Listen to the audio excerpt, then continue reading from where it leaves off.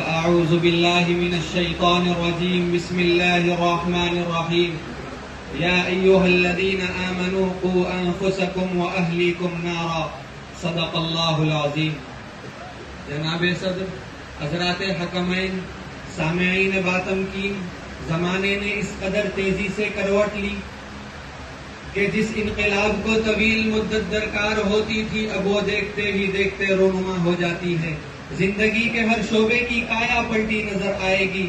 لوگوں کے افکار و خیالات، سوچنے سمجھنے کے انداز، معاملات زندگی، معاشرے کی نگہداشت، رہن سہن کے طریقے، باہمی تعلقات، غرض زندگی کے ہر شعبے میں ایسا انقلاب برپا ہو گیا کہ حیرت کی انتہا نہ رہی. حال یہ ہو چکا ہے کہ منزل نہ ملی تو غم نہیں ہے، تیز رفتاری ہے لیکن جانب منزل نہیں. آج کے معاشرے کا زیادہ نہیں 15-20 سال پہلے کے وقت سے موازنہ کر کے دیکھیے، ہماری ساری تیز رفتاری بالکل مخالف سمت میں صرف ہو رہی ہے. جن گھروں سے کبھی کبھی تلاوت قرآن کی آوازیں آیا کرتی تھی اب وہاں صرف فلمی نغمے گونجتے ہیں. جہاں کبھی اللہ رسول اور اسلاف امت کی باتیں ہو جایا کرتی تھی اب وہاں باپ بیٹوں کے درمیان ٹی وی فلموں پر تبصرے زیر بحث رہتے ہیں. جن گھروں سے کبھی کسی اجنبی عورت کی تصویر کا داخلہ محال تھا اب وہاں باپ بیٹیاں اور بہن بھائی ایک ساتھ بیٹھ کر نیم برہنہ رخص دیکھتے ہیں اور خوش ہوتے ہیں. جن خاندانوں میں کبھی حرام آمدنی سے آگ کی انگاروں کی طرح پرہیز کیا جاتا تھا اب وہاں نسل کی نسل سود، رشوت اور قمار سے پروان چڑھ رہی ہے. جو خواتین پہلے برقعے کے ساتھ باہر نکلتی ہوئی ہچکچاتی تھی اب وہ دوپٹے تک کی قید سے آزاد ہو رہی ہے. یہ معاشرتی تبدیلی کی خطرناک آخر کیسے ظاہر ہو گئی؟ دین اسلام، پیغمبر اسلام، اسلامی تعلیمات، صحابہ اکرام، اہل بیت اعظام کی ناقدری کیسے پیدا ہو گئی؟ تو من وجہ الاسباب کے ایک سبب ذرائع ابلاغ بھی ہے جس نے مسلمانوں کو مغرب پرستی کی خوشنما بھٹی میں جھونک دیا، جس نے معاشرے کو فحاشی کے سمندر میں ڈھکیل دیا، جس نے بے حیائی کے دروازے کھول دیے، جس نے معاشرے کو اسلامیات سے بیزار کر دیا، جس نے نوجوانوں کے قیمتی اوقات کو برباد کر دیا. ہاں دوستو، ذرائع ابلاغ ہی ہے جس کو میڈیا کے نام سے بھی جانا جاتا ہے. اس نے برق رفتاری سے معاشرے میں برائیوں کو جنم دیا.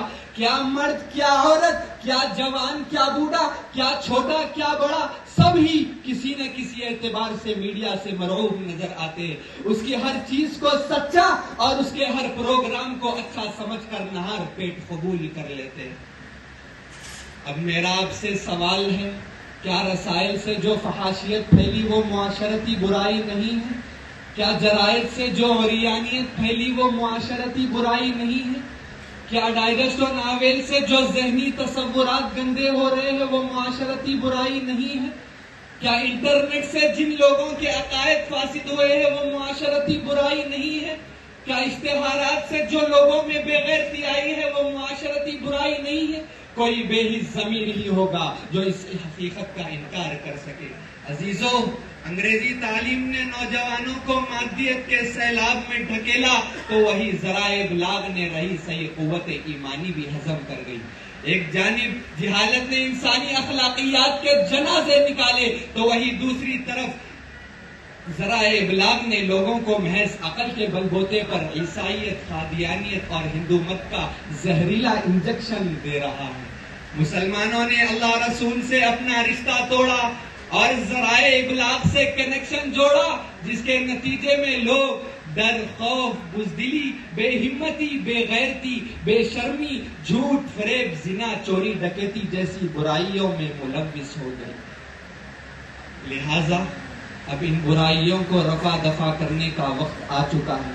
سب سے پہلے علماء کو چاہیے کہ عوام سے رشتہ مضبوط رکھے تاکہ ان کا زیادہ تر مدار آپ پر رہے نہ کہ ذرائع ابلاغ پر. ثانیاً ذرائع ابلاغ کے ذریعے دین کے خلاف بولنے اور عوام الناس کو ورغلانے والوں کو انہی کے انداز میں جواب دے. ثالثاً عوام کو بھی چاہیے کہ ان دجالی آلات سے دور رہے، اس لیے کہ گھروں کا چین و سکون اور اطمینان انہی کی وجہ سے غارت ہو گیا. وآخر دعوانا الحمد للہ رب العالمین.